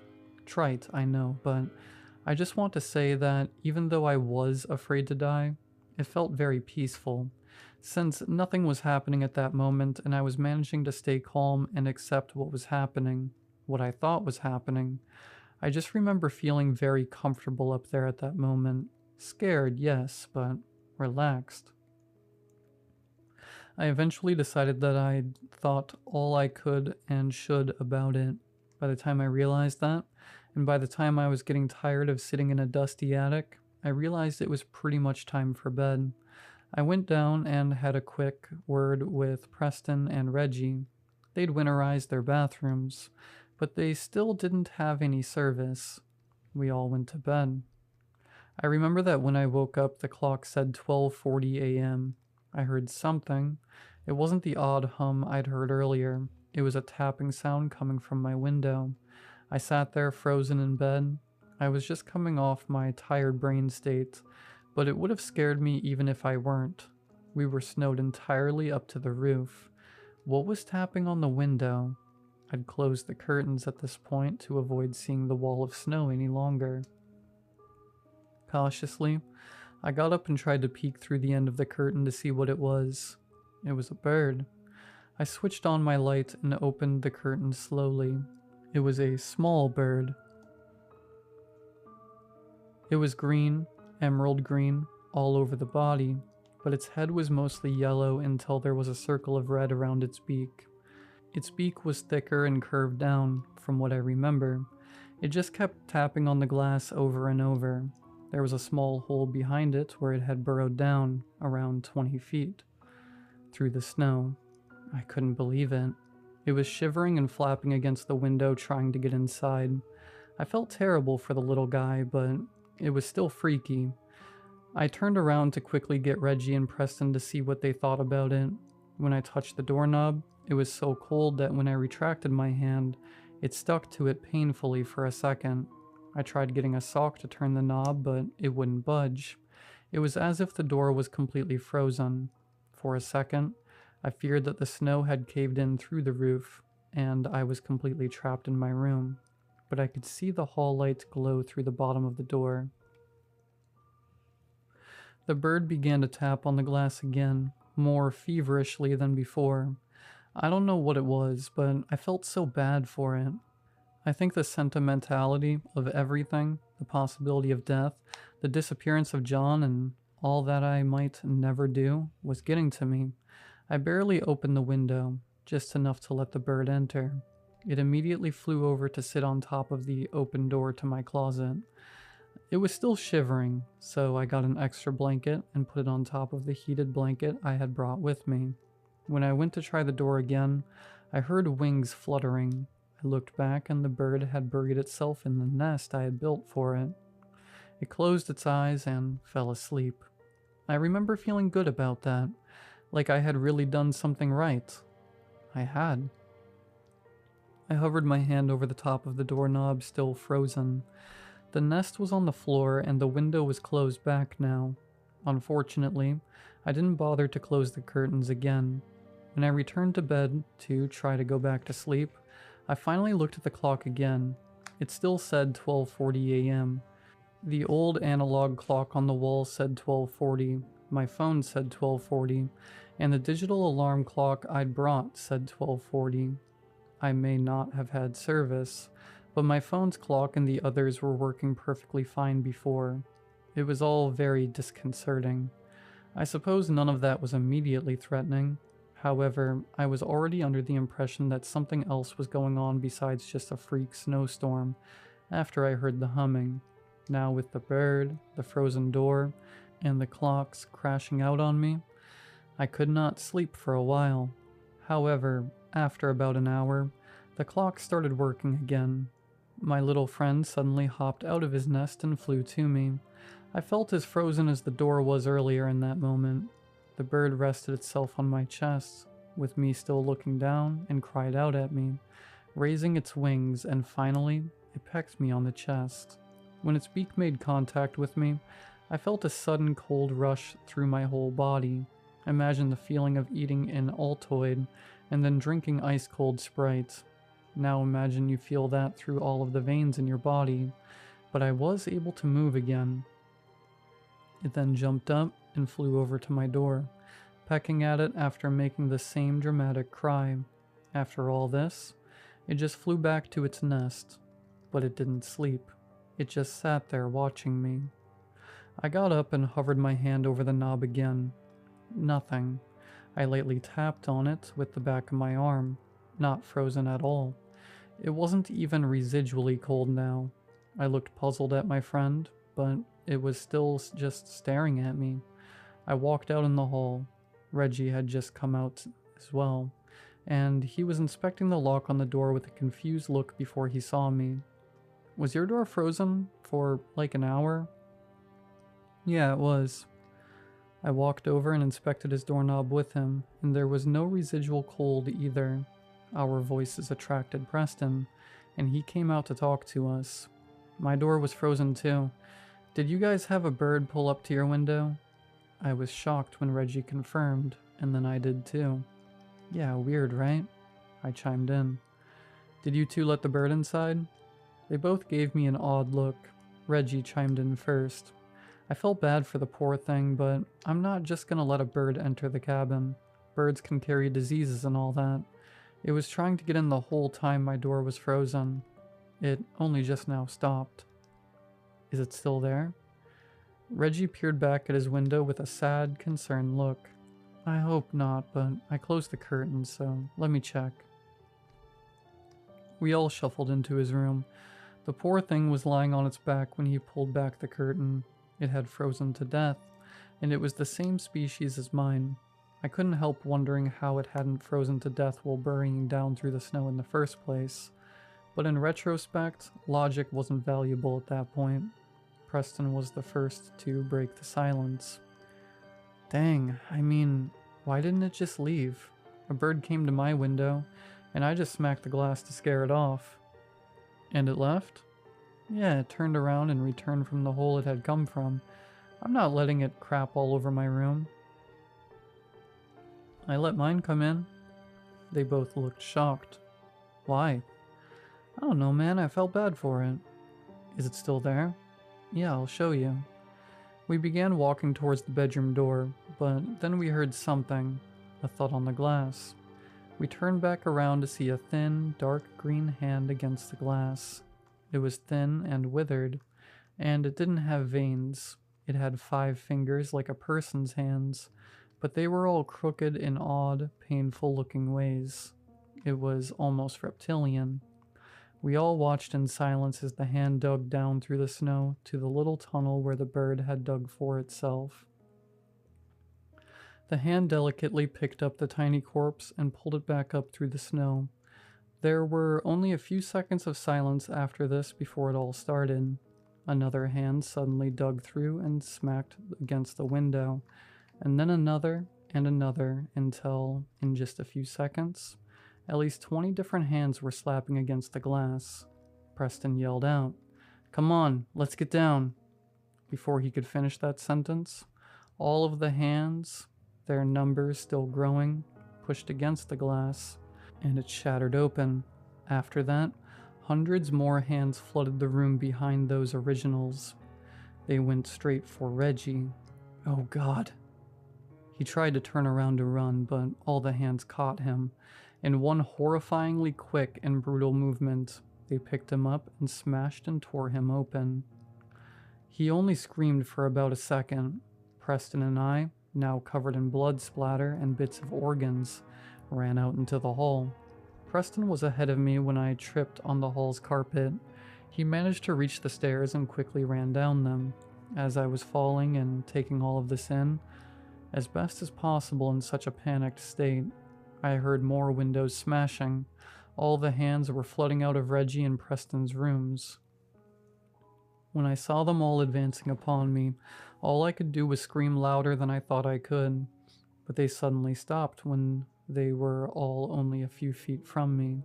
I saw all of them that were closest to me suddenly freeze in such a way that it was as if they'd been plugged into liquid nitrogen. It barely seemed to faze them. The horde jumbled up, hesitating for a moment, perhaps as a reaction to the pain or in surprise. But then the injured hands in front were replaced by fresh ones, if you could have called hands that grotesque fresh. They flew past me and plunged down the stairs. Trailing behind them were impossibly long, sickly arms. I heard a yelp from below, and when I was trying to get back to my feet, I saw that they were quickly retracting. They had dragged Preston back up the stairs. He was yelling in such a chilling pitch. I'll never truly forget it. I tried to move to the side to avoid the hands myself, but as Preston was being dragged back towards his room, he grabbed my ankle. "Help me!" I fell back over and went flying off towards his room with him. However, I barely managed to catch a hold of the door frame and hold us there for a few moments. "Let go! Don't let it take me! Pull up! I can't, man! Let go!" I was slipping. God, the horror I felt when I realized I was slipping was sickening. But still, I remember realizing that the hum I heard earlier was present, and it was so much louder now. As I was losing a pinky on my grip, I saw the birds from my room fly in and perch on Preston's hand. It pecked away a few times. I heard his hands singe like the things hands had with me. Preston let go. I heard his screams for only another couple of seconds before he was dragged completely back out of the room and through the snow to God knows where. Then it was quiet. I heard that same terrible hum, but everything was still now. I was trying to catch my breath, but everything got to me. I passed out.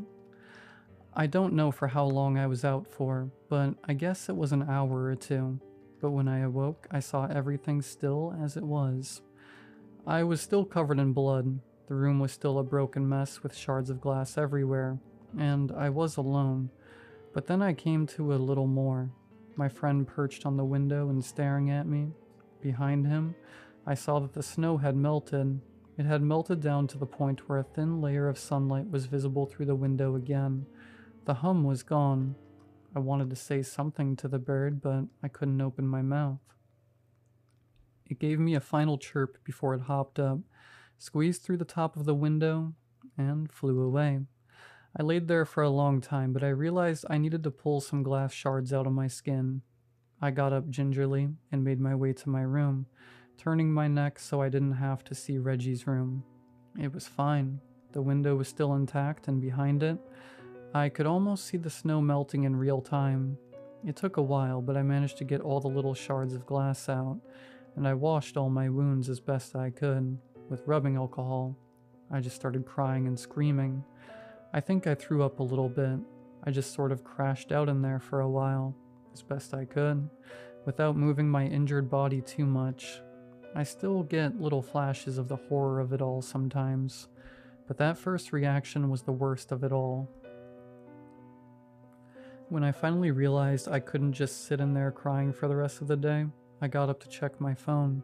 It had service again, and there were lots of missed calls and bad weather advisories. I could tell you in detail what happened afterward, but that's not important. So much happened, but I doubt it would be interesting or valuable to any of you. Police came, but they seemed pretty shaken up too. Over the next few days, I remember going to the hospital, having lots and lots of phone calls, and realizing I was one of the few to survive. After 4 days, I was back home. I remember some men in suits came and sat down with me at my apartment. They were very friendly, and they acknowledged everything that had happened. But they still loosely explained why the story just didn't work for the public and business in general, as they put it. They had me sign for a very large check, and the story to this day is that a freak avalanche occurred and that Preston and John died on the mountain while a bear got in to attack me and Reggie. I think about it all sometimes. Mostly, I just try not to worry about it and move on, but it just strikes me how unfair it all was. All Reggie did was avoid getting some bird flu or something like that, and Preston was a jerk, fair enough, but he was just doing the same thing, albeit rudely. I've asked pastors and philosophers these questions, but they never seem to have the correct answer. Why is it that so many people make the biggest decision at the worst time? Why is it that people have to make a choice that decides their fate for years to come? Perhaps the outlook of the rest of their lives? So often when they're at their least experienced. What if Preston was just a bit older, a bit more mature and kind? What if Reggie had just thought about it more, and decided to let the bird in? Why was letting a bird come in the deciding factor? Maybe it's foolish to demand logic from such a violent and alien force, but I can't help thinking about it. I know I might be breaking the rules of my agreement, but I'm hoping that I can avoid any legal issues by changing names and not being too specific. This may never reach the right person, but it's been good for me to tell this story, and it may help someone somewhere. You may not believe this story, but that's fine. You'll probably never have to worry about it. But if you find yourself snowed in, snowed up to the roof, and you see a bird at your window, let it in. Please just let it in.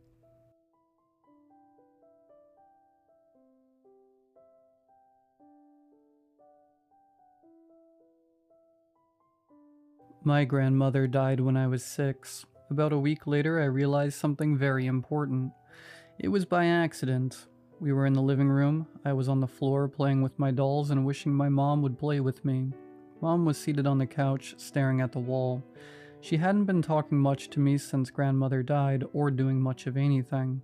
I looked up at my silent mom, opened my mouth, and without knowing why, I said, "Grandmother says you should play with me." The response was wonderful. Mom's eyes widened and she looked at me, straight at me, seeing me. She got off the couch and knelt by me, hugged me and exclaimed, "Oh, my darling daughter, grandmother said that to you?" And then burst into sobs, her face wet with tears. She picked up my doll and began moving it along the floor. After that, I knew that Mom would listen when grandmother asked her to do something. It was like grandmother had never died, when she used to make Mom give me a cookie. It must have been a month after that, and I just remembered something that grandmother had told me. I turned to Mom, opened my mouth, and said, "Grandmother said Aunt Viola was such a pretty child, such a pity she became fat." Again, I got a wonderful response. Mom's eyes widened with shock. She knelt down by me, her eyes fully on me, and said, "Maya, how could you have known that? When did grandmother say this to you?" I blinked. I couldn't remember well, and the look on Mom's face was a bit scary. Maybe grandmother said it to me those days I used to stay with her, when Mom was working. Mom would leave me with her at 2 and pick me up later when I was sleepy. Grandmother used to talk about fatness a lot, or maybe she said it some other time. "Yesterday," I said. "She said it to me yesterday, when we were at the park looking at fat children." Yes, that must be right. Mom and another woman were talking about fat children, like grandmother used to. Mom hugged me so tightly that I felt like my breathing would stop. Her tears felt warm on my neck and made my t-shirt damp. "Oh, my precious daughter," sobbed Mom. Mom told Viola what I had told her, and she asked me to tell Aunt Viola herself. "Look, Viola, I told you." "Mother is talking to us through Maya. Tell her. Maya, tell your aunt what grandmother told you." I remember so well, looking at my mother and my aunt, their shining, desperate eyes. I opened my mouth and repeated, "Grandma told me you were such a pretty child, Aunt Viola. Such a pity you became fat." Aunt Viola cried out as if punched, clapping her hand to her mouth. Mom beamed proudly at me, her special daughter who could talk to grandmother. Everyone knew I was special because I could talk to grandmother who told me things. My cousins treated me respectfully after that, even though I was the youngest, and even my uncles nodded at me when they came over for family dinner. My cousins tried to make me say other things I had heard from dead people. I would start to say something, but then Mom and Aunt Viola told them off. "It's not a party trick. Stop bothering Maya." And then one day, when I was 10, one of my cousins, actually my favorite cousin, Arya, told me that her father hurt her. I knew I had to stop it. After all, wasn't I special? And wasn't Arya the nicest to me? I waited for the next family dinner. Then I opened my mouth and spoke up. "Uncle," I said clearly. The voices fell quiet. Everyone knew that tone meant that grandmother had a message for someone. "Uncle," I repeated. "Grandmother said you need to stop hurting my cousin." There was silence. Uncle made a sort of noise. So did Mom. Then I gasped. It was like I couldn't breathe. I cried out, clutching my throat. The air rippled and heaved. Through the thick, darkening air, I could see everyone's face blurry, staring at me, not moving. I gasped again, and my throat seemed to close up, and I felt like I had the worst possible sore throat. For a flash instant, I saw grandmother in the darkness that was closing in on me. I was trying to scream, but no sound came from my mouth. Then it was over. I opened my eyes, standing very still at the dinner table, holding on to the back of my chair. My throat was still very sore, but the unbearable pain had passed. I made a noise, but no words came out. After that dinner, I could never speak again. And even after I learned to communicate with no voice, I never, ever talked about grandmother and grandmother's children ever again. My cousin Arya and I left our family home when we could, and we never went back.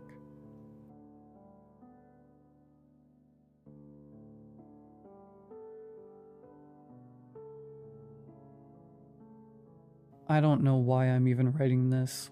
Maybe I just need someone to believe me. Maybe I need to get it out of my head before it eats me alive.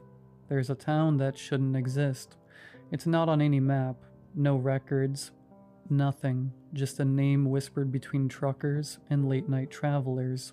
Black Hollow. No one plans to go there. It just shows up. If you're ever driving down Route 29 past midnight, you might see a road that wasn't there before.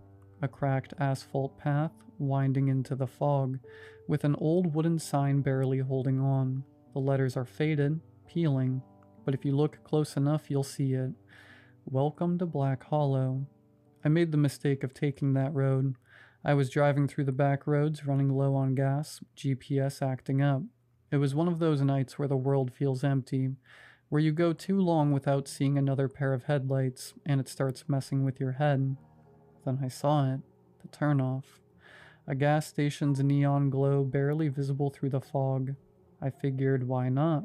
Fill up the tank, grab a coffee, keep moving. But as soon as I turned onto that road, something felt off. The air got thick, like it was pressing down on me. The fog swallowed my car whole, my headlights barely cutting through. My radio crackled, then died. Then my phone screen glitched out. That should have been my first warning. The town looked frozen in time. Rows of old houses, a diner, a gas station, but no streetlights, no sound, just stillness. Yet the gas station lights were on.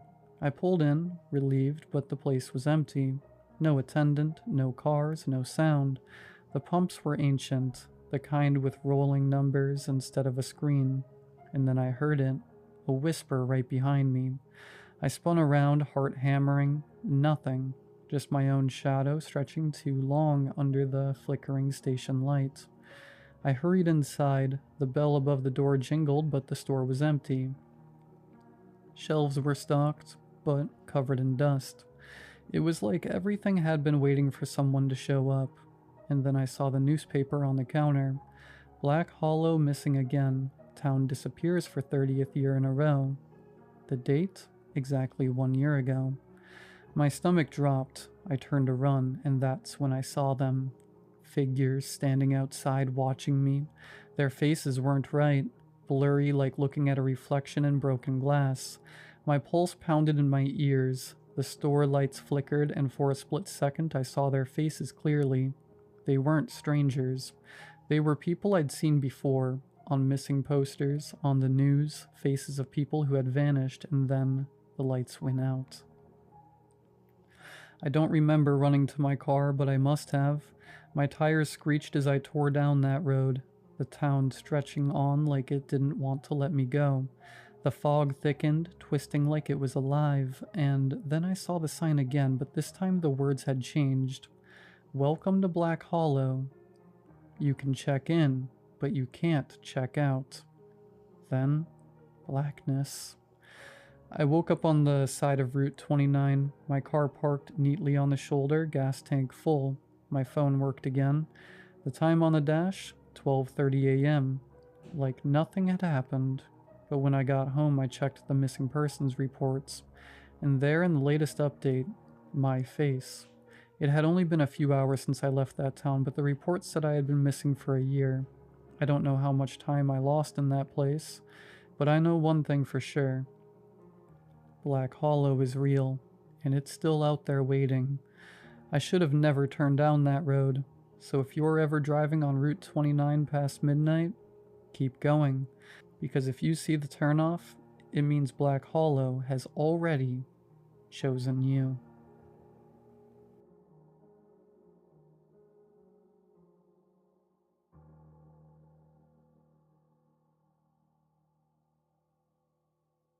Whenever I tell this story, I always start it in the same way. I don't care if anyone believes me. Either you do, and so you can empathize with me, or you don't, so you think I've created this terrifying experience out of thin air. Either way, it doesn't matter to me. This story is completely true. There is something stalking the mesquite thickets of East New Mexico. Several years ago, I was working at a dude ranch in southeast New Mexico. My job was incredibly enjoyable, and I had made some of the closest friends out there, including my fiancée. The landscape was absolutely gorgeous.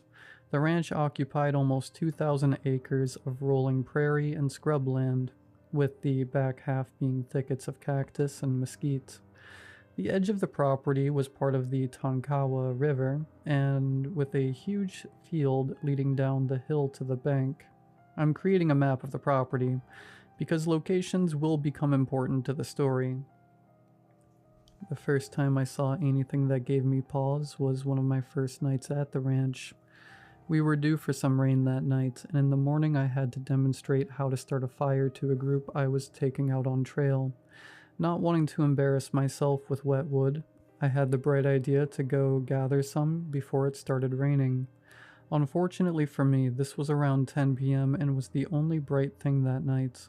We were about 40 minutes outside the nearest town, and with the sky being overcast, my weak little flashlight barely illuminated the path ahead of me. We had this huge old oak tree just right in front of the tree line, and that was my destination. After a bit of a walk, you got to the tree and started piling wood into a bucket I brought. I've never had much of a problem with being out in the woods at night, but that night was so dark.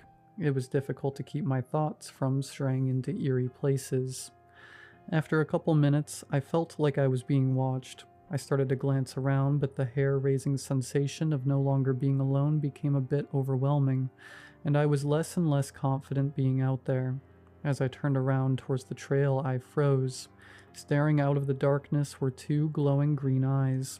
They didn't blink or move, just stared at me.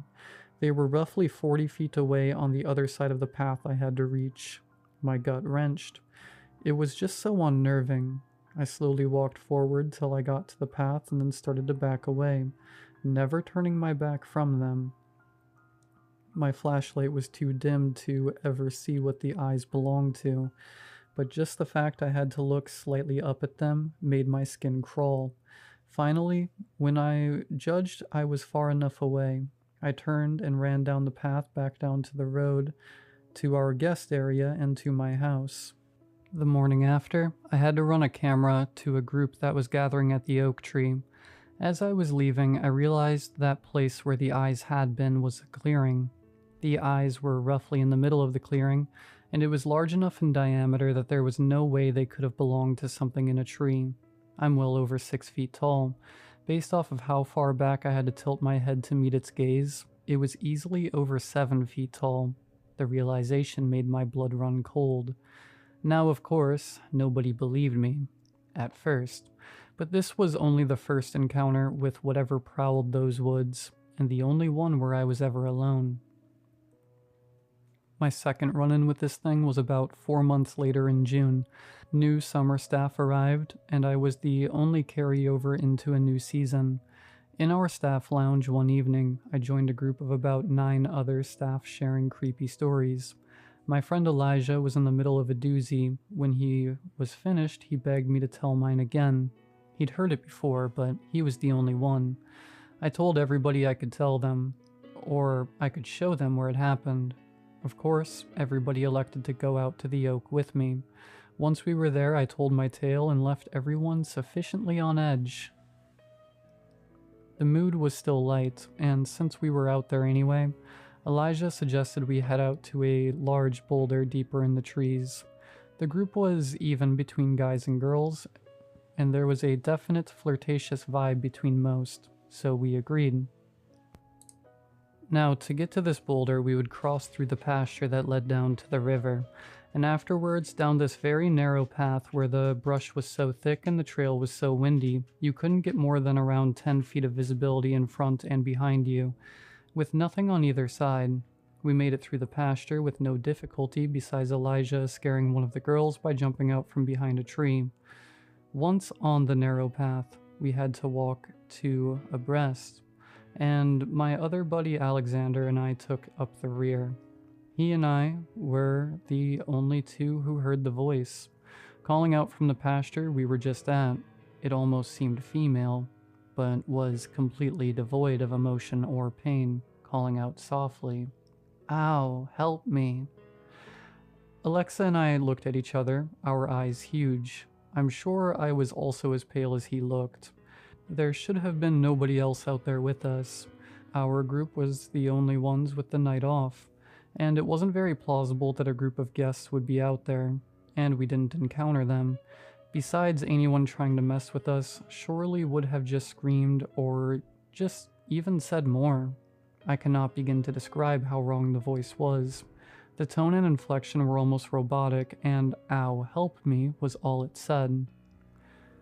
We started to hurry everyone else up without freaking them out, and we came out of that section of trail with the two of us looking behind us constantly. When we got to the boulder, we tried to convince everyone to head back, but to no avail. Finally, Alex and I said we were going to leave, but as we turned around, we all saw the deer. It was on the trail we just exited, just standing there, watching us. But so much of it was wrong. It was much taller than any other deer we'd seen out there, and there were plenty. It was also somehow longer and crooked. Its head almost looked like it was put on sideways, so its neck. It just stood there looking at us. Its appearance generally unnerving, but what it did next was what frightened me the most. It backed up into the trees until we could no longer see it. That's what freaked me out the most. Every deer I've ever seen either turns outright and runs away, or just freezes till you get too close. This one just backed up out of sight. It was such a simple movement, but it was so unnatural. Exactly like the call for help. We all looked around at each other nervously for a few minutes, then scrambled off the rock.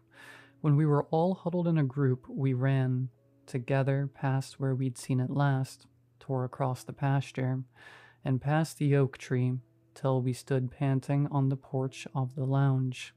We never really spoke of that night together again, but I always include it in any reading of this story.